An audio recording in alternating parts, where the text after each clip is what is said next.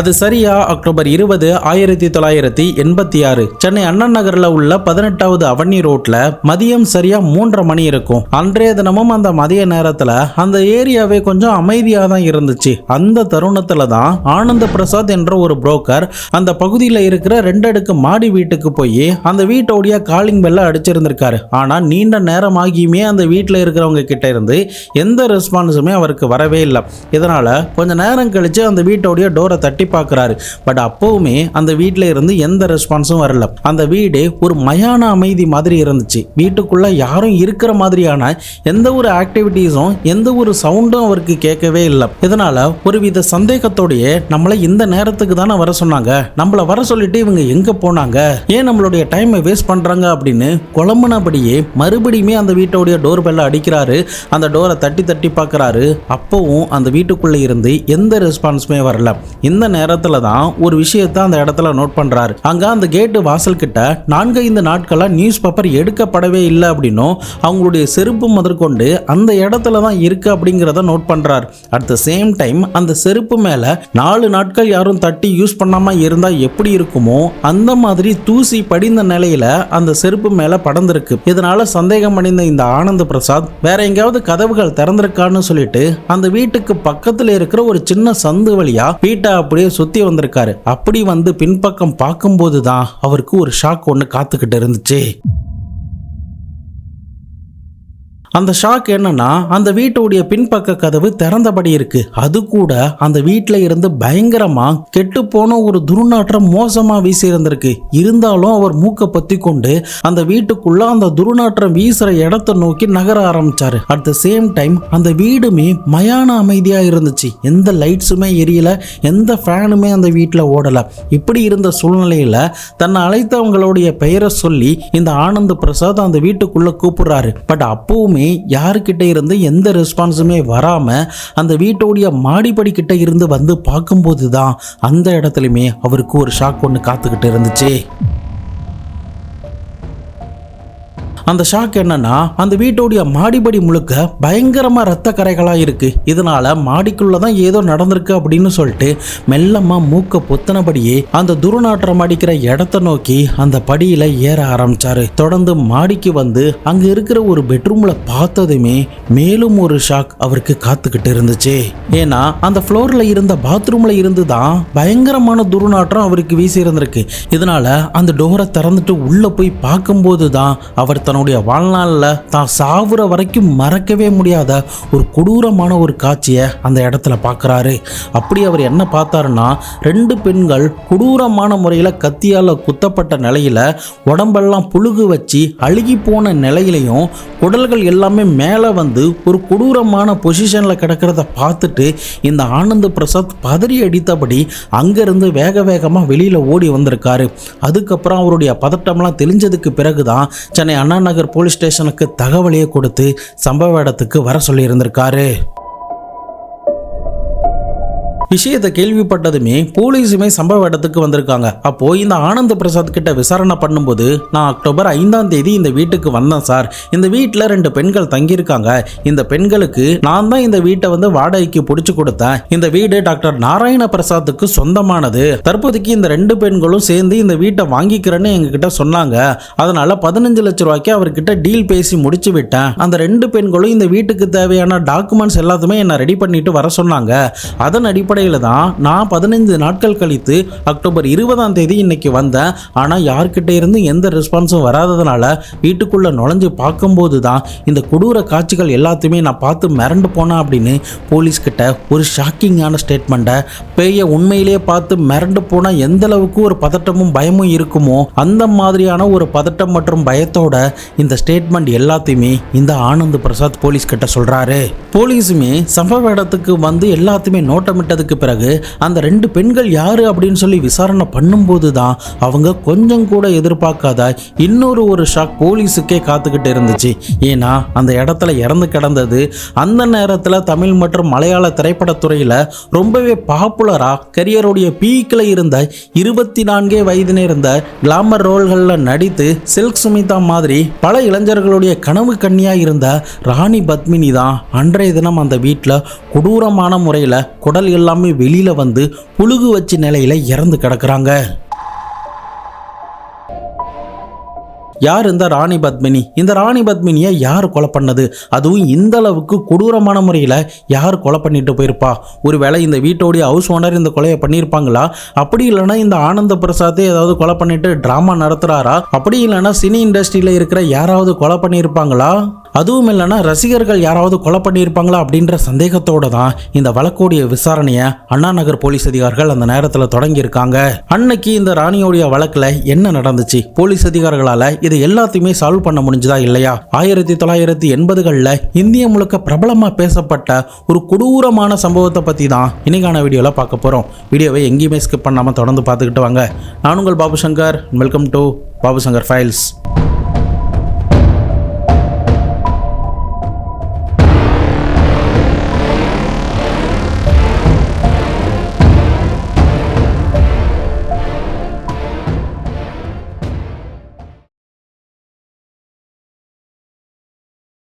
நம்ம சேனலில் வர வீடியோஸ்லாம் உங்களுக்கு பிடிச்சிருந்ததுன்னா மறக்காமல் லைக் பண்ணி பாருங்கள். ஒவ்வொரு கேஸ் பார்க்கும்போதும் உங்களுக்கு ஏதாவது டவுட் இருந்ததுனாலும் சரி, உங்களுடைய ஒப்பீனியனையும் மறக்காமல் கமெண்ட் பாக்ஸில் வந்து சொல்லுங்கள். நானுமே உங்கள் கூட வந்து டிஸ்கஸ் பண்ணுறேன்.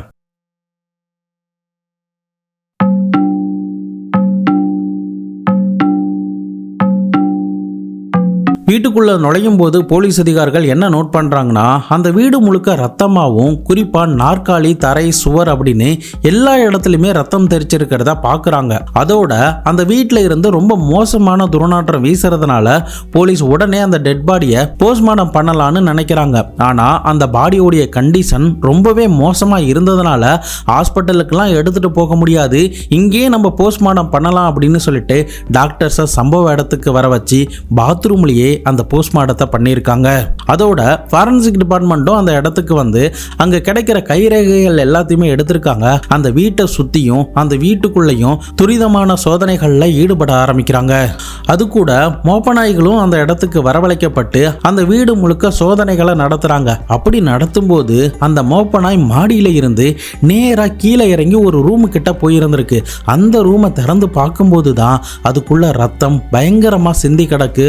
அது கூட நிறைய மது பாட்டில்களும் அந்த இடத்துல கிடக்கு. அதை பார்த்த போலீஸ் அதிகாரிகளுக்கு இந்த இடத்துல தான் கொலை நடந்திருக்கும் அப்படிங்கிறது விளங்க ஆரம்பிச்சது. அதே சமயம் இந்த இடத்துல கொலை பண்ணிட்டு இந்த சடலத்தை மறைக்கணும் அப்படிங்கிறதுக்காக மாடிப்படி வழியா தரன்னு இழுத்துட்டு போயிட்டு பாத்ரூம்குள்ள போட்டு அடைச்சி வச்சிருக்கணும் அப்படின்னு ஒரு அனுமானத்துக்கு போலீஸ் அதிகாரிகள் இந்த கிரைம் சீன் மூலமா வர ஆரம்பிச்சாங்க.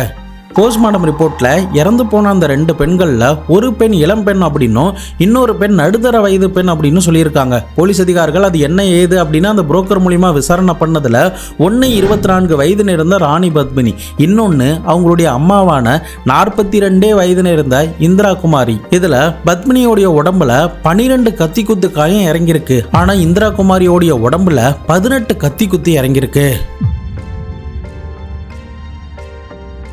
போஸ்ட்மார்ட்டம் முடிஞ்சதுக்கு அப்புறம் அந்த டெட் பாடியை எடுத்துக்கிட்டு போகலான்னு பார்க்குறாங்க. ஆனால் அப்போதைக்கு எந்த ஆம்புலன்ஸுமே கிடைக்கல. அதனால என்ன பண்ணுறதுன்னு தெரியாம போலீஸ் ஒரு டாக்ஸியை வாடகைக்கு எடுக்கலான்னு நினைக்கிறாங்க. ஆனால் அந்த ஊரில் இருந்த டாக்ஸி டிரைவர் யாருமே இந்த டெட் பாடியை எடுத்துட்டு போக மாட்டேன் அப்படின்னு சொல்லிடுறாங்க. ஆனால் ஒரே ஒருத்தர் மட்டும் சில கண்டிஷனோட தான் அந்த டாக்ஸியை எடுத்துட்டு வந்திருக்காரு. அவர் போலீஸ் கிட்ட என்ன சொல்லியிருந்திருக்காருன்னா, நான் இந்த தொழிலை புனிதமா பார்க்குறேன், அதனால நீங்க உதவி கேட்குறீங்க அப்படிங்கிறதுக்காக தான் நான் இதை பண்றேன். அந்த டெட் பாடியை ஒரு சாக்கலையோ ஒரு பிளாஸ்டிக் கவரை போட்டு நல்லா கட்டிடுங்க, அதுக்கப்புறம் டிக்கில மட்டும் வச்சு கொடுங்க அப்படின்ற மாதிரி சொல்லி இருந்திருக்காங்க. அதன் அடிப்படையில் தான் போலீஸ் அதிகாரிகள் அந்த 2 சடலத்தையுமே கோணி பைகள் எல்லாம் போட்டு நல்லா கட்டி அந்த காரோடைய டிக்கில வச்சு தான் எடுத்துட்டு போயிருக்காங்க.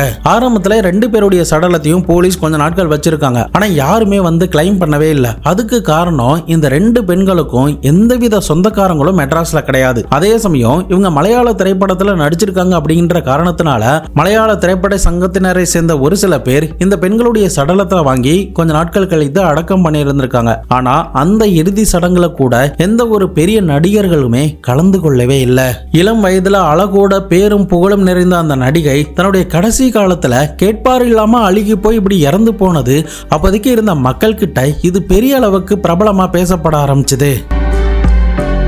நடிகை ராணி பத்மினி 1980 காலகட்டங்கள்ல ரொம்பவே பிரபலமான ஒரு கவர்ச்சி நடிகை. நம்ம சில்க் ஸ்மிதா மாதிரியே மலையாளத்துல இவங்க கவர்ச்சி நடிகையா இருந்து பிரபலமா இருந்திருக்காங்க. அதுக்கு பிறகுதான் மலையாளம், தமிழ், கன்னடம், ஹிந்தி இப்படின்னு நிறைய படங்கள்ல கிட்டத்தட்ட 60க்கும் மேற்பட்ட படங்கள்ல அந்த காலத்திலே நடிச்சு பிரபலமா இருந்திருக்காங்க. ஆரம்பத்துல போலீஸுக்கு இந்த கொலை ஒருவேளை கொள்ளைக்காக நடந்திருக்குமோ அப்படின்ற சந்தேகத்தோட அந்த வீட்டை சோதனை பண்ணி பார்க்கும்போது தான் லாக்கர் எல்லாமே உடைக்கப்பட்டிருக்கிறது தெரிய வருது. அதே சமயம் அதுல இருந்த நகைகளும் திருடி போயிருக்கு. அந்த நகைகளுடைய மதிப்பு அந்த காலத்திலே 25 லட்சம் ரூபாய். அப்போ எவ்வளவு பெரிய காசுன்னு பாருங்க. கூடவே அந்த வீட்டுல இருந்த பணமும் காணாம போயிருக்கு. ஆக மொத்தம் இந்த பணம் மற்றும் பொருளுக்காக தான் இந்த கொலையை நடத்தி கில்லர் தப்பிச்சு போயிருக்காங்க அப்படின்ற ஒரு முடிவுக்கு போலீஸ் வர ஆரம்பிச்சு இந்த வழக்கோடைய விசாரணையை அடுத்த கட்டத்துக்கு எடுத்துட்டு போறாங்க. தொடர்ந்து வீட்டுல இருந்து கிடைச்ச ஃபிங்கர் பிரிண்ட் எல்லாத்தையுமே எடுத்துக்கிறாங்க. கூடவே அந்த வீட்டுல யாரார் இருந்தா ராணி பத்மினிக்கு யாராவது எதிரிகள் இருக்காங்களா அப்படின்ற மாதிரி கூட விசாரிச்சாங்க. அப்படி விசாரிக்கும் போதுதான் இந்த வீட்டுல 3 வேலைக்காரர்கள் இருந்திருக்காங்க. ஆனா அவங்க யாருமே கொலை நடந்தப்பயோ கொலை நடந்த பிறகோ வரவே இல்லை. இதனால சந்தேகமடைந்த போலீஸ் அதிகாரிகள் இந்த 3 வேலைக்காரர்களை பத்தியும் விசாரிக்க ஆரம்பிச்சாங்க. அப்படி விசாரணை பண்ணும்போது இந்த வீட்டுக்கு இவங்க அம்மா மகள் 2 பேரும் வாடகைக்கு வந்ததுக்கு பிறகு வீட்டுக்கு வேலையாட்கள் வேண்டும் அப்படின்னு சொல்லி ஒரு விளம்பரம் பண்ணியிருக்காங்க. அதன் அடிப்படையில் அந்த விளம்பரத்தை பார்த்துட்டு டிரைவர் ஜெனின் ஜெபராஜ், வாட்ச்மேன் லட்சுமி நரசிம்மன், சமையல்காரர் கணேசன் அப்படின்னு இந்த 3 பேரும் இந்த வீட்டில் வந்து வேலை பார்த்துருக்காங்க. ஆனா இந்த கொலை சம்பவம் நடந்ததுக்கு பிறகு இந்த 3 பேரும் மிஸ் ஆயிருக்கிறதுனால இப்ப முழுக்க சந்தேகம் போலீஸுக்கு இந்த 3 பேர் மேல பாய ஆரம்பிச்சது.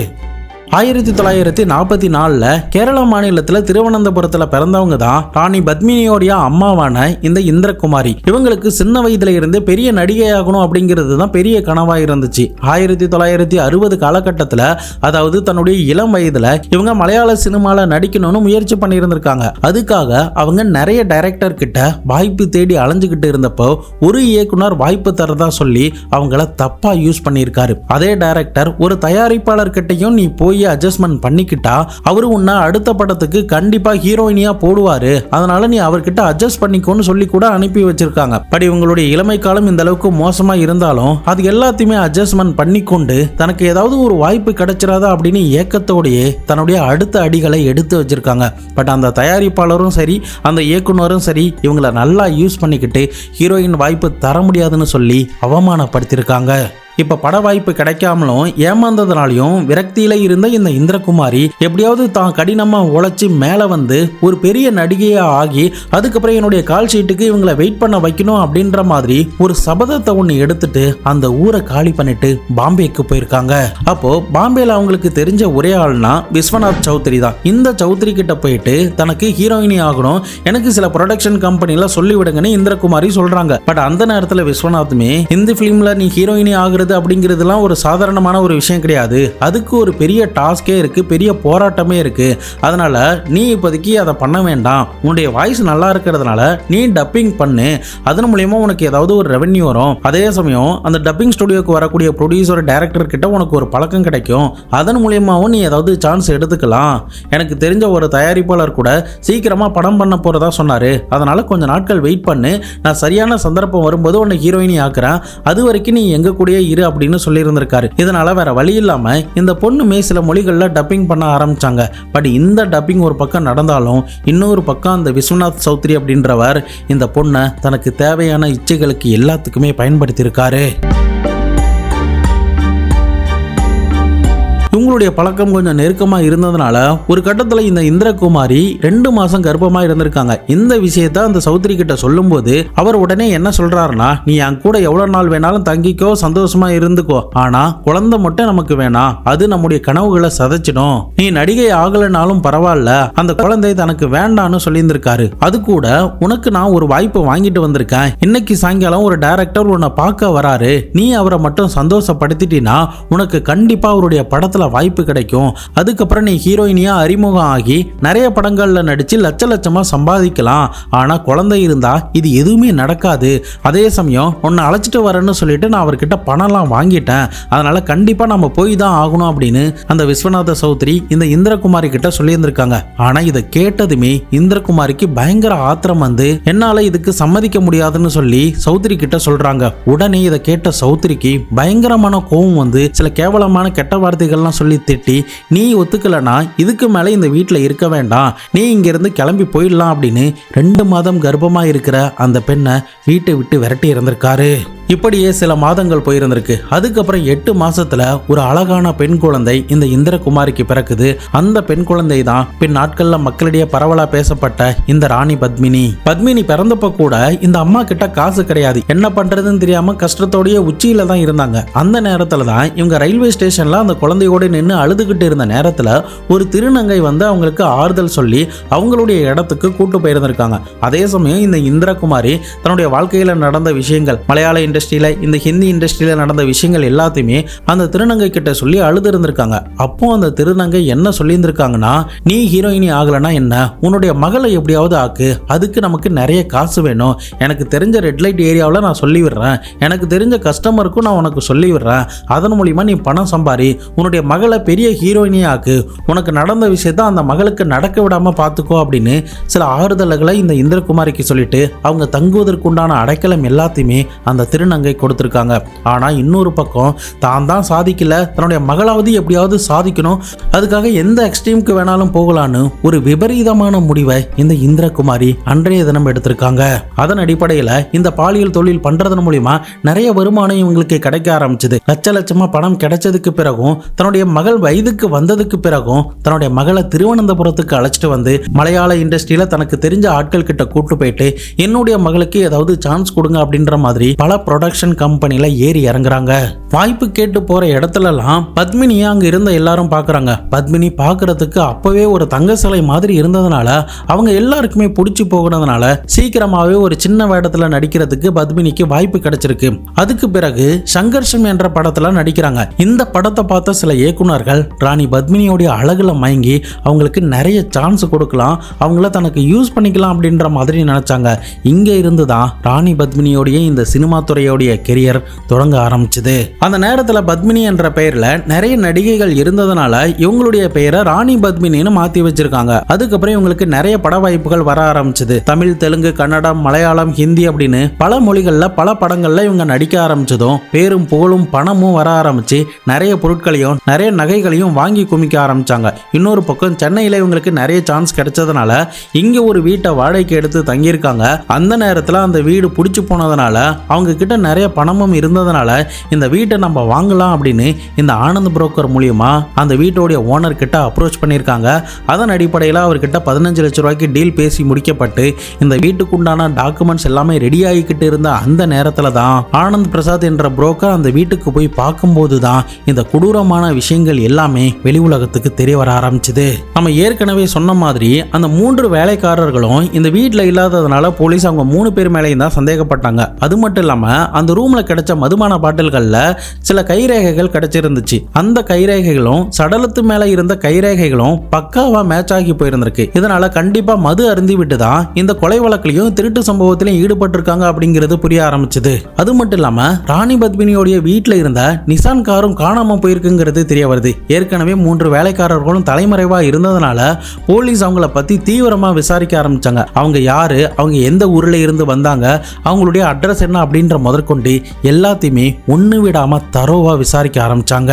அப்படி விசாரணை பண்ணதுல டிரைவர் லெனின் ஜபராஜ் அப்படின்றவர் திருநெல்வேலியில இருக்கிற தன்னுடைய தங்கச்சி வீட்டில் இருக்கார் அப்படிங்கிறத தெரிஞ்சுக்கிட்டு போலீஸ் அக்டோபர் 24ஆம் தேதி அந்த சடலத்தை மீட்டெடுத்த அடுத்த 4வது நாளே இந்த ஜபராஜை கைது பண்ணி கஸ்டடியில் எடுத்து விசாரிக்க ஆரம்பிச்சாங்க. அப்படி விசாரணை பண்ணும்போது தான் சினிமா கதைகள்லாம் மிஞ்சிற அளவுக்கு நடந்த சம்பவத்தை டீட்டெயிலா விவரிச்சிருந்திருக்கான். ஆரம்பத்துல ஜபராஜ் என்ன சொல்றானா, எனக்கும் இந்த கொலைக்கும் எந்த சம்பந்தமும் கிடையாது, ராணி பத்மினிக்கு ஒரு எம்எல்ஏ கூட தொடர்பு இருந்ததுனால அவர் இவங்களை ஏதாவது செஞ்சிருக்கலாம், அந்த கொலையை மறைக்கிறதுக்காக தான் எங்க மேல பழி போடுறாங்க அப்படின்னு சொல்றான். ஆனா போலீஸ் அதிகாரிகள் அதை எதையுமே நம்ப தயாராகவே இல்லை. அதுக்கப்புறம் கொஞ்சம் நாட்கள் கழித்து நவம்பர் 3ஆம் தேதி அந்த வீட்டில் வேலை பார்த்த வாட்ச்மேனான லட்சுமி நரசிம்மனை போலீஸ் கைது பண்ணாங்க. இவனை கைது பண்ணதுக்கு பிறகு போலீஸ் அவங்களுடைய பாணியில விசாரணை பண்ணும்போது தான் நடந்த உண்மைகள் எல்லாத்தையுமே இந்த ஜபராஜும் லட்சுமி நரசிம்மனும் ஒண்ணு விடாம போலீஸ் கிட்ட கக்கியிருக்காங்க. பட் என்னதான் இந்த குற்றவாளிகள் ஸ்டேட்மெண்ட்லாம் கொடுத்தாலும் இந்த கேஸ்ல பல தேரிஸ் இருக்கிறதா சொல்லப்படுது. அதெல்லாம் என்னென்ன அப்படிங்கிறத டீட்டெயிலா நம்ம பார்க்கலாம்.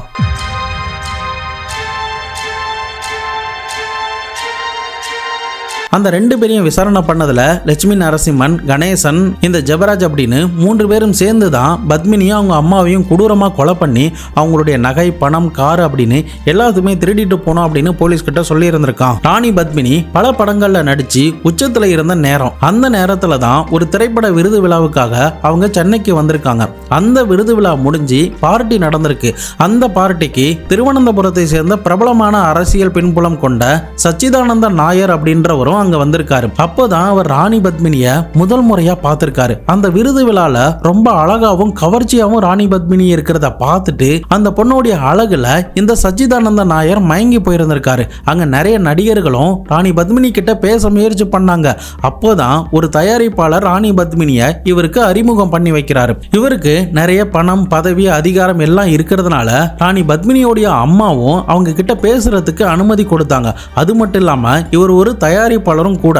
மலையாளத்துல நிறைய படங்களை தயாரித்ததுனால இவர்கிட்ட அறிமுகத்தை ஏற்படுத்திக்கிட்டா அதன் மூலியமா நிறைய படத்துல நடிக்க முடியுங்கிறத அவங்க அம்மாவும் பொண்ணும் சேர்ந்து இவர்கிட்ட பேச ஆரம்பிச்சாங்க. அப்படிதான் சச்சிதானந்த நாயரும் இந்த ராணி பத்மினியும் அறிமுகமாகறாங்க. இப்படி ஒரு பழக்கம் ஏற்பட்டதுக்கு பிறகு ராணி பத்மினி தன்னுடைய வீட்டு அட்ரஸை கொடுத்திருக்காங்க. இதனால அந்த நாயர் அடிக்கடி இந்த பொண்ணுடைய வீட்டுக்கு போயிட்டும் இந்த பொண்ணுக்கு தேவையான வாய்ப்புகளை கொடுத்தும் தன்னுடைய படங்களை நடிக்க வைத்தும் நிறைய பணத்தையுமே கொடுத்திருக்காரு. அதே சமயம் இவர் தயாரித்த சில படங்கள்ல இந்த பத்மினியை தான் ஹீரோயினியா கூட போட்டிருக்காரு. நாளாக இந்த பத்மினியோடைய கால் ஷீட்டை கூட இவர் டிசைட் பண்ற அளவுக்கு போயிருந்திருக்காரு. என்னதான் இந்த சச்சிதானந்த நாயருக்கு திருமணம் ஆயிருந்தாலும் இந்த பொண்ணு மேல இருந்த மோகத்தினாலையும் ஆசையினாலையும் தான் கிட்ட இருக்கிற பணத்தை எல்லாமே வாரி வழங்க ஆரம்பிச்சு நிறைய செலவுகளையுமே பண்ண ஆரம்பிச்சாரு. பட் என்னதான் இந்த மாதிரியான ஒரு சிச்சுவேஷன் இருந்தாலும் தன்னுடைய மகள் கிட்ட இந்த நாயரை இந்திரா நெருங்கவே விடல. சச்சிதானந்த நாயருக்கும் இந்த பத்மினியை திருமணம் பண்ணிக்கிறதுக்கெல்லாம் உடன்பாடு கிடையாது. அதுக்கு காரணம் இவர் அரசியல்ல இருக்கிறதுனாலையும் இவருடைய மாமனாரும் அரசியல்ல இருக்கிறதுனாலையும் தன்னுடைய குடும்பத்துக்கும் தன்னுடைய மனைவிக்கும் தன்னுடைய மாமனாருக்கும் இதெல்லாம் தெரிஞ்சா பெரிய அசிங்கமா ஆயிடும் அப்படிங்கிறதுனாலையும் இவளை கடைசி வரைக்கும் யூஸ் பண்ணிக்கலாம், தன்னுடைய உடல் ஆசைகளுக்கு மட்டும் இவளை பயன்படுத்திக்கலாம், இவளை கேட்கறதுக்கு வேற ஆட்கள்லாம் கிடையாது அப்படின்னு நினைச்சு தொடர்ந்து எப்படியாவது தன்னுடைய வழியில சிக்க வைக்கணும் அப்படின்னு பல்வேறு வழிகளில் இந்த சச்சிதானந்த நாயர் முயற்சி பண்றாரு. ஆனா அது எல்லாத்துக்குமே முட்டுக்கட்டையா இருக்கிறது இந்த பத்மினியோடைய அம்மா தான்.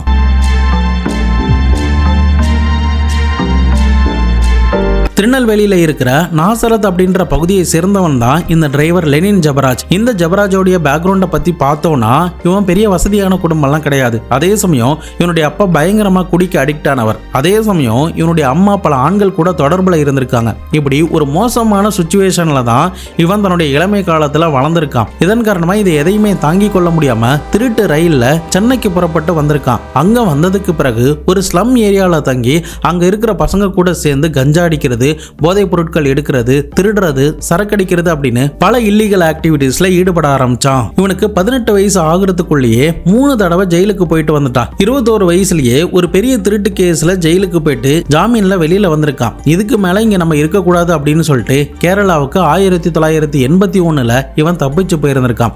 இவன் வந்த அதே வருடத்துல தான் ராணி பத்மினியும் சினி இண்டஸ்ட்ரிக்குள்ள நுழைஞ்சிருக்காங்க. அந்த நேரங்கள்ல ராணி பத்மினியை பத்தி பல பேர் பல இடங்கள்ல பேசுறதுனாலையும் ரொம்பவே பிரபலமா இருந்ததுனாலையும் அந்த பொண்ணை நம்ம எப்படியாவது பார்த்தணும், அவங்களுடைய படங்களை நம்ம எப்படியாவது பார்த்தணும் அப்படின்ற ஒரு ஆர்வமும் இவனுக்கு ஏற்பட ஆரம்பிச்சது. இந்த நேரத்துல தான் கேரள மாநிலத்துல திரிசூர் மாவட்டத்துல இருக்கிற முரளி நாயருடைய வீட்டுல டிரைவரா இவன் வேலைக்கு சேர்ந்திருக்கான். அங்க போனதுக்கு பிறகு சபரி, சுஜித் என்ற இந்த 2 நண்பர்கள் கூட சேர்ந்து சரக்கடிக்கிறது, தம் அடிக்கிறது, இவனுக்கு தேவையான விஷயங்கள்லாம் பண்றது, படம் பார்க்க போறது அப்படின்னு தன்னுடைய வாழ்க்கையை நகர்த்திக்கிட்டு வரான். இன்னொரு பக்கம் சென்னையில தேடப்படுற குற்றவாளியா இருந்தாலும் தலைமறைவா அவங்க யாருக்கிட்டயுமே இதை பத்தி சொல்லிக்காம தொடர்ந்து இந்த முரளி நாயருடைய வீட்டுல டிரைவரா இவன் வேலை பார்த்தான். இவனுக்கு ராணி பத்மினி மேல ஆசை வருவதற்கு மிக முக்கியமான காரணமே இவனுடைய நண்பர்கள் தான். சுஜித்தும் சபரியும் அடிக்கடி ராணி பத்மினியை பத்தியும் அவளுடைய அழகை பத்தியும் இந்த ஜெபராஜ் கிட்ட பேசிக்கிட்டே இருக்கிறதுனால ஜெபராஜோடைய மனசுல அவளை எப்படியாவது பார்த்துடணும் அப்படின்ற ஒரு ஆசை வளர ஆரம்பிச்சது. சச்சிதானந்த நாயர் ஏற்கனவே ராணி பத்மினி கிட்ட அறிமுகமா நல்ல பழக்கத்துல இருக்கிறதுனால அவர்கிட்ட எப்படியாவது வேலைக்கு சேர்ந்து இந்த ராணி பத்மினியை பார்த்து அவங்க கூட பேசணும்னு ஆரம்பத்துல இந்த ஜெபராஜ் நினைச்சிருக்கான். அதே மாதிரி இந்த முரளி நாயர் கிட்ட இருந்து விலகி வாங்கி அவருடைய மருமகனான சச்சிதானந்த நாயர் கிட்ட வேலைக்கு போக ஆரம்பிச்சான். அந்த நாயர் வீட்டுக்கு டிரைவரா போனதுக்கு பிறகு அவர் நிறைய ஷூட்டிங்லாம் போவார்ல, இதனால அவர் கூட இவனுமே போக வேண்டிய ஒரு சுச்சுவேஷன் ஏற்படுது. அப்படி ஒரு ஷூட்டிங் போகும்போது தான் ராணி பத்மினிய நேரில் பார்க்குற ஒரு வாய்ப்பு கிடைக்குது. ஆனா அவங்கள கொஞ்சம் தூரத்துல இருந்து தான் இவன் பார்த்து ரசித்து இருந்திருக்கான். அப்போதான் ராணி பத்மினியும் அவங்களுடைய அம்மா இந்திராவும் சச்சிதானந்தம் கிட்ட ரொம்ப நெருங்கி சிரிச்சுலாம் பேசியிருக்காங்க. அதே சமயம் ஷூட்டிங் முடிந்ததுக்கு பிறகு பத்மினியும் சச்சிதானந்தமும் வெளியில கிளம்பி எங்கேயோ போயிருக்காங்க. இது எல்லாத்தையுமே பார்த்த ஜபராஜ் சச்சிதானந்துக்கு மேல ஒரு கோபமும் ஒரு பொறாமையும் ஏற்பட ஆரம்பிச்சது. இதுக்கு காரணம் ராணி பத்மினி மேல அவன் வச்சிருந்த அந்த மோகம்தான். யாரு கூடயுமே பழக விடாத இந்திரா இந்த சச்சிதானந்த நாயர் கூட மட்டும் இந்த பத்மினியை பழக விடுறாங்கன்ற கோபம் இந்த ஜபராஜுக்கு இருந்துகிட்டே இருந்துச்சு. இன்னொரு பக்கம் இந்த அம்மா மகள் 2 பேருக்கும் 2 கோடி ரூபாய் கிட்ட இந்த சச்சிதானந்த நாயர் பணம் கொடுத்திருக்காரு. அதே சமயம் அடிக்கடி இந்த பொண்ணை போய் பார்த்துக்கிட்டு வரதுனால சச்சிதானந்த நாயருடைய மனைவி கூடயே பிரச்சனை ஏற்பட்டு அவங்க 2 பேரும் ஒரு கட்டத்தில் பிரிஞ்சு போயிடுறாங்க. பட் அப்படி ஒரு பிரிவு நடந்தாலும் கூட தொடர்ந்து இந்த சச்சிதானந்த நாயர் இந்த பத்மினியை வந்து பார்த்துக்கிட்டே தான் இருந்திருக்காரு. இதை எல்லாத்தையுமே ஜபராஜ் கூட இருந்தே பார்த்துக்கிட்டு வரான். இந்த நேரத்துல தான் திடீர்னு ஒரு நாள் சச்சிதானந்தோடைய வீட்டுக்கு தமிழ்நாட்டை சேர்ந்த போலீஸ் அதிகாரிகள் வந்திருக்காங்க. அப்படி வந்தவங்க இந்த சச்சிதானந்த கிட்ட, நாங்க ஜபராஜை தேடி தான் வந்திருக்கோம், அவனை சில கிரிமினல் கேஸுக்காக அரெஸ்ட் பண்ண வந்திருக்கோம், அவன் பெயில்ல வெளியில வந்தப்போ தப்பிச்சு வந்துட்டான், அது கூட ஒரு பொண்ணை பாலியல் பலாத்காரம் பண்ணி அவங்க கிட்ட நகைகளை திருடிட்டு வந்திருக்கான் அப்படின்ற ஒரு குற்றச்சாட்டுமே வைத்திருக்காங்க.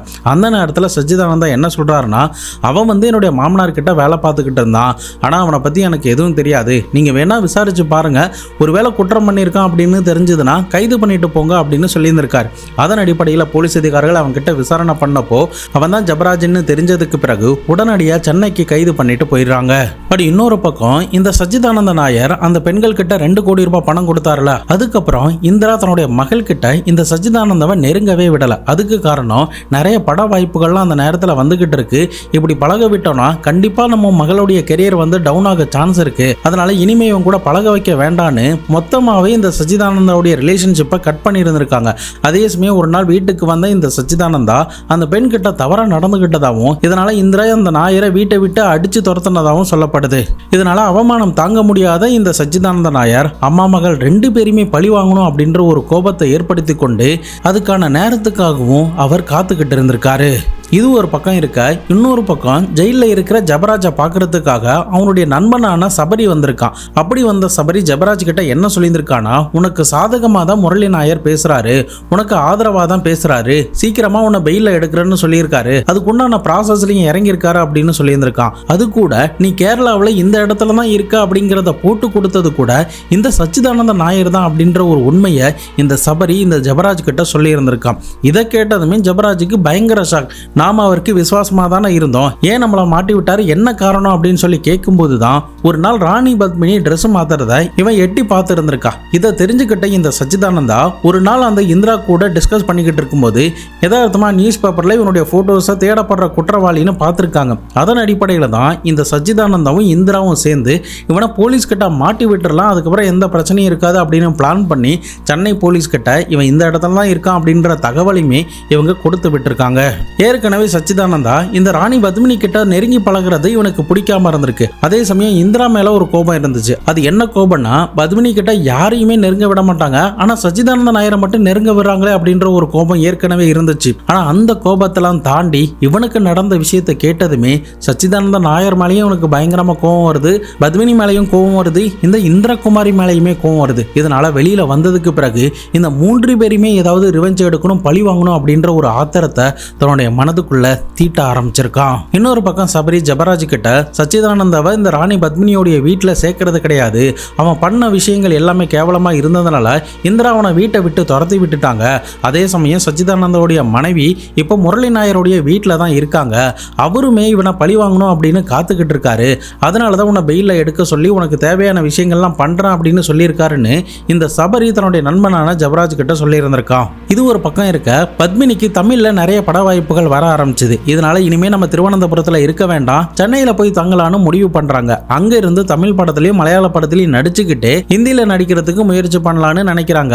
அதனாலதான் இந்திரா அவங்களுக்கு தெரிஞ்ச ஒரு அமைச்சர் மூலியமா சென்னையில தங்குவதற்கு ஒரு வீட்டையுமே பார்க்க சொல்லி இருந்திருக்காங்க. அந்த அமைச்சர் இந்த ஆனந்த பிரசாத் என்ற புரோக்கர் மூலியமா அண்ணா நகர்ல இருக்கிற டாக்டர் நாராயணனுடைய வீட்டை வாடகைக்கு பிடிச்சு கொடுத்திருக்காங்க.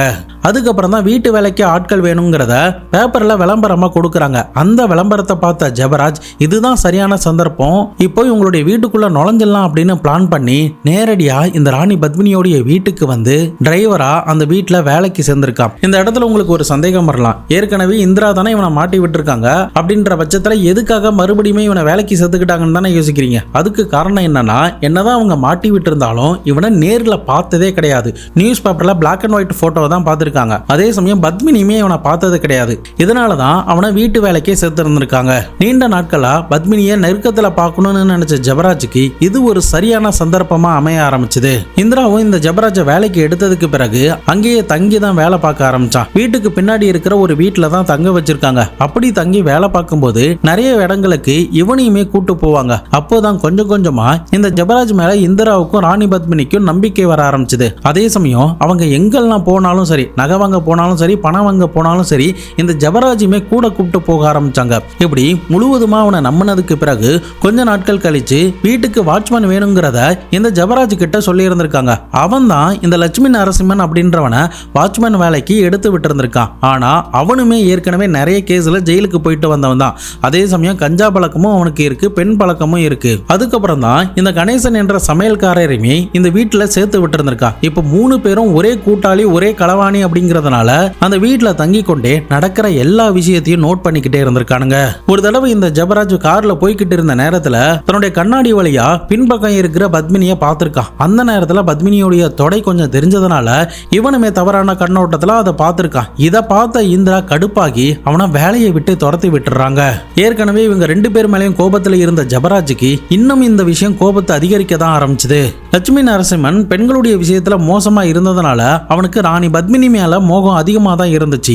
இந்த மோகத்தை ஜெபராஜ் பயன்படுத்திக்கிட்டு சமையல்காரரான கணேசன் கூடயும் சேர்ந்து பேசி வச்சுக்கிட்டு இவங்களை எப்படியாவது பழி வாங்கணும் அப்படின்ற ஒரு முடிவுக்கு வந்திருக்காங்க. இவங்க கிட்ட எக்கச்சக்கமா பணம் நகைகள்லாம் இருக்கு, இவங்களை கொலை பண்ணிட்டா கேட்கறதுக்கு ஆளு கிடையாது, நம்ம லைஃப்ல செட்டில் ஆகிடலாம் அப்படின்னு 3 பேருமே ஆசைகளை தங்களுக்குள்ள வளர்க்க ஆரம்பிச்சு ஒரு சதி திட்டத்துக்குள்ள ஈடுபட ஆரம்பிச்சானுங்க. அதன் அடிப்படையில தான் அக்டோபர் 20, 1986 அன்னைக்கு வழக்கம் போல பத்மினியும் அவங்க அம்மாவும் ஒரு இடத்துல உட்கார்ந்து மது அருந்துகிட்டு இருக்காங்க. இந்த நேரத்துல தான் இந்த 3 பேரும் சதி திட்டத்துல இறங்க ஆரம்பிச்சானுங்க. முக்கியமா அந்த வீட்டுல முழு டைமா இருக்கிறது கணேசன் தான். அங்க என்ன நடக்குது, ஏது நடக்கிறது அப்படிங்கிற எல்லாத்தையுமே இவன் தான் ஜெபராஜுக்கும் வாட்ச்மேனான லட்சுமிக்கும் தகவலையே கொடுத்து விடுவான். அதன் அடிப்படையில தான் பின்பக்க டோரை திறந்து விட்டுட்டு ஜெபராஜ வீட்டுக்குள்ள வர வச்சிருக்கான். வாட்ச்மேனான லட்சுமியுமே வீட்டுக்குள்ள விட்டு இருந்திருக்கான். அப்படி இந்த வீட்டுக்குள்ள நுழையறதுக்கு முன்னாடி இந்த 2 பேருமே கத்தியையுமே எடுத்துட்டு வந்திருக்கானுங்க. முதல்ல அங்க இருந்த நகையும் பணத்தையும் எடுத்துடலான்னு சொல்லி லாக்கரை உடைச்சி அந்த நகையும் பணத்தையும் எடுக்கிறாங்க. அப்போ சத்தம் கேட்டு ராணி பத்மினியோடைய அம்மா போய் பார்க்கறாங்க. உடனே ஜெபராஜ் தான் கையில வச்சிருந்த கத்தியால அவங்களுடைய கழுத்துல, நெஞ்சில, வயிற்றுல அப்படின்னு மாறி மாறி குத்துனதுல அவங்க வலியில துடிச்சு சம்பவ இடத்திலேயே கீழே விழுந்திருக்காங்க. அதுக்கப்புறம் அவங்க அம்மாவுடைய அலறல் சத்தம் கேட்டதுனால ராணி பத்மினியுமே உடனடியாக அந்த இடத்துக்கு போறாங்க. பட் அந்த நேரத்துல பத்மினிக்கு அங்க நடக்கிற விஷயம் ஏதோ சரியா இல்லை அப்படின்னு சொல்லிட்டு வேக வேகமா கதவு நோக்கி ஓடுறாங்க. அந்த நேரத்துல இவனுங்க 3 பேரும் பத்மினியை வழிமறைச்சி தரன்னு இழுத்துட்டு வந்து அவங்க அம்மா கண்ணு முன்னாடியே பாலியல் பலாத்காரம் பண்ணியிருக்காங்க. அதுக்கப்புறம் பத்மினியுமே கத்தியால கண்ணா பின்னான்னு குத்திட்டு அவங்க மேல போட்டிருந்த ஜுவல்ஸ் எல்லாத்தையுமே திருடி கொண்டும் அந்த வீட்டில் இருக்கிற பொருட்களை திருடி கொண்டும் அவங்களுடைய காரையுமே எடுத்துக்கிட்டு இந்த 3 பேரையும் எஸ்கேப் ஆகி போயிருக்காங்க. போற வழியில திருடின பணத்தை எல்லாத்தையுமே சரிபாதியா பிரிச்சு எடுத்திருக்காங்க. அதுக்கப்புறம் தான் ஆனந்த பிரசாத் அப்படின்ற புரோக்கர் அந்த வீட்டுக்கு வந்து பார்க்கும்போது இந்த கொலை சம்பவம் நடந்திருக்கிற விஷயம் எல்லாமே வெளி உலகத்துக்கு தெரிய வர ஆரம்பிச்சது. இந்த விஷயங்கள் எல்லாமே லட்சுமி நரசிம்மன் தான் போலீஸ் கிட்ட சொல்லி இருந்திருக்கான். அதுக்கப்புறம் இந்த கொலை சம்பவம் நடந்து 2 வருஷம் கழிச்சு 1988 கணேசன் என்ற அந்த சமையல்காரரையுமே போலீஸ் அதிகாரிகள் கைது பண்ணி அவங்க கிட்ட இருக்கிற தங்க நகைகள் எல்லாத்தையுமே மீட்டெடுத்திருக்காங்க. தொடர்ந்து இவங்களுக்கு எதிராக இருக்கிற ஆதாரங்கள் எல்லாத்தையுமே திரட்டி கோர்ட்ல சார்ஜ் ஷீட்லாம் ஃபைல் பண்ணியிருக்காங்க. இறுதியா அவங்களுக்கு மரண தண்டனையுமே கொடுக்கப்பட்டிருக்கு. ஆனா இவங்களுடைய குடும்பத்தார்கள் அதை எதிர்த்து உச்சநீதிமன்றத்தில் மேல்முறையீடு பண்ணதுனால அந்த மரண தண்டனையா ஆயுள் தண்டனையா மாத்தி இருந்திருக்காங்க. இன்னொரு பக்கம் ஜெபராஜ் சிறையில இருக்கிற நேரத்துல உடல்நல குறைவால இறந்து போயிருந்திருக்கான். அதுக்கப்புறம் அப்புறம் சமையல்காரரான கணேசன் ஜெயில இருந்து தப்பிச்சு போயிருந்திருக்கான். ஆனா இப்ப வரைக்கும் இந்த கணேசனை போலீஸ் அதிகாரிகளால கண்டே பிடிக்க முடியல. அந்த நேரத்தில் இந்த கேஸை சுற்றி நிறைய கான்ஸ்பிரசி தேரிஸ்லாம் இருந்துச்சு. முக்கியமாக இந்த முரளி நாயர் தான் இந்த ஜபராஜ் மூலியமாக இந்த 2 பெண்களையுமே கொலை பண்ணியிருக்காங்க அப்படின்னு சொல்லப்பட்டுச்சு. அதுக்கு முக்கிய காரணம் முரளி நாயருடைய மகளை தான் இந்த சச்சிதானந்த நாயர் கட்டியிருக்காரு. பட் தன்னுடைய மகள் கிட்ட நெருக்கமாக இல்லாமல் இந்த ராணி பத்மினி கூட பயங்கர நெருக்கமாக இருக்கிறதுனாலையும் பணத்தையும் வாரி வாரி கொடுக்குறான் அப்படிங்கிறதுனாலையும் ஒரு ஆத்திரம் பத்மினி மேலேயும் அவங்க அம்மா மேலேயும் முரளி நாயருக்கு இருந்துச்சு. அதே சமயம் பத்மினியால தான் தன்னுடைய மகள் பிரிஞ்சு வந்துட்டா அப்படின்ற கோபமும் இருக்கு. இன்னொரு பக்கம் ஜபராஜ் இந்திரா போலீஸ்ல மாட்டி விட்டதுனால பயங்கரமான ஒரு ஆத்திரம் இருந்ததுனால அவனை பெயில்ல எடுத்து அவன்கிட்ட காசெல்லாம் கொடுத்து இந்த கொலையை பண்ண சொன்னாங்க அப்படின்ற மாதிரி கூட ஒரு தேரி சொல்லப்படுது. பட் இன்னொரு பக்கம் ஜபராஜுக்குமே பர்சனலா இவங்க மேல கோபம் இருந்ததுனால தான் இந்த கொலையை பண்ணா அப்படின்ற மாதிரி கூட சொல்லப்படுது. பட் என்னதான் இந்த மாதிரியான தேரிஸ்லாம் இருந்தாலுமே அதுக்கான ஆதாரங்கள் எதுவுமே கிடையாது. போலீஸுக்கு கிடைச்ச ஒரே ஆதாரம்னா இவங்க கொள்ளைக்காக இந்த கொலையை பண்ணியிருக்காங்க அப்படிங்கிறது மட்டும்தான். பட் இந்த கேஸ்ல முன்விரோதமும் நிறைய இருந்ததுனால கண்டிப்பா கொள்ளைக்காக இது நடந்திருக்க வாய்ப்பு இல்லை அப்படின்னு தான் எனக்கு தோணுது. அந்த பெண் மேல இருந்த மோகத்தினாலையும் அவங்க அம்மா மேல இருந்த கோபத்தினாலையும் இந்த ஜபராஜ் இந்த அளவுக்கு கொடூரமான முறையில குத்தி கொலை பண்ணிருக்கணும் அப்படின்னு அந்த காலத்துல பேசப்பட்டுச்சு. பட் அது எல்லாமே ஒரு யூகங்களா தான் பேசப்பட்டுச்சே தவிர உண்மைகள் என்ன அப்படிங்கிறது ஜபராஜுக்கு மட்டும்தான் தெரியும். ஒரு மனிதனுடைய பேராசை, முன்விரோதம், துரோகம் அவனை என்னென்னலாம் செய்ய வைக்குது அப்படிங்கிறத நிச்சயமா இந்த சம்பவத்தின் மூலமா நம்மளால தெரிஞ்சுக்க முடியும். இந்த பத்மினியோடைய கொலை வழக்குல உங்களுடைய தேரி என்ன அப்படிங்கிறத மறக்காம கமெண்ட் பாக்ஸ்ல சொல்லுங்க. இதை பத்தி உங்களுடைய நண்பர்களும் தெரிஞ்சுக்கணும்னு நினைச்சீங்கன்னா அவங்களுக்கும் ஷேர் பண்ணி விடுங்க. நாளை மறுநாள் வேற ஒரு கிரைம் கேஸோட வேற ஒரு வீடியோவில் உங்களை வந்து சந்திக்கிறேன். அது வரைக்கும் உங்களிடமிருந்து விடைபெறுவது உங்கள் பாபு சங்கர்.